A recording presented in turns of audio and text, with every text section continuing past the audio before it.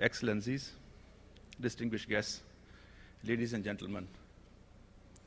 I am delighted to be here at the 7th World Water Forum in this beautiful city. I am also pleased to share with our perception regarding one of the most important challenges which the world is facing in the shape of water scarcity and accessibility.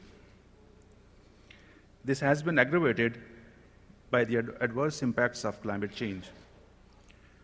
Pakistan is not an exception. Climate change is an adverse reality for Pakistan. It has placed Pakistan as one of the top 10 most vulnerable countries in the world. Yet Pakistan is one of the smallest contributors to the problem of climate change and can thus be termed one of the worst victims of climate injustice. Ladies and gentlemen, Pakistan is an agricultural country. Therefore, water is an essential resource for sustainable economic growth as well as for human survival. But it is becoming scarce.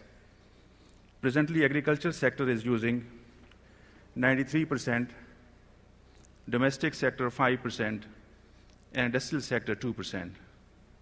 Freshwater resource is based on glacier melt and monsoon rains in Pakistan.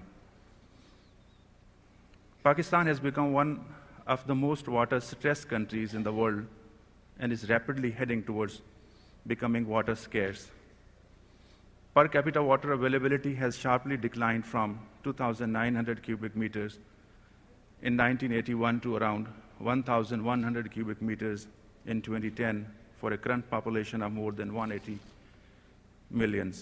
The country faces numerous challenges in the development and management of its scarce water resources, including increasing stress and decreasing water security, reducing water storage in the country, limited rainwater harvesting, and hill torrent utilization, an independent knowledge base, dependence on a single basin with no scope for additional water, and a dwindling water resource base. The potential threat of climate change, lack of financial sustainability, overexploitation and deteriorating quality of surface and groundwater, low water efficiency and productivity, and weak information systems are the one. The government of Pakistan is cognizant of these challenges and is striving hard to secure its water, food, and energy securities, which include development of legislation, establishment of institutions, formulation of policies and plans, and also trying to access national and international finance. We urge the development leaders and civil society to enhance cooperation to work for water conservation, its storage, rainwater harvesting, adaptation, develop water resource management, recycling of wastewater, protecting water catchment areas and reservoirs, farm management, crop seeds for demanding lesser water, resolution of transboundary water-related issues, use of water as a clean resource for energy generation. At the end, I thank the Republic of Korea for organizing the 7th World Water Forum 2015.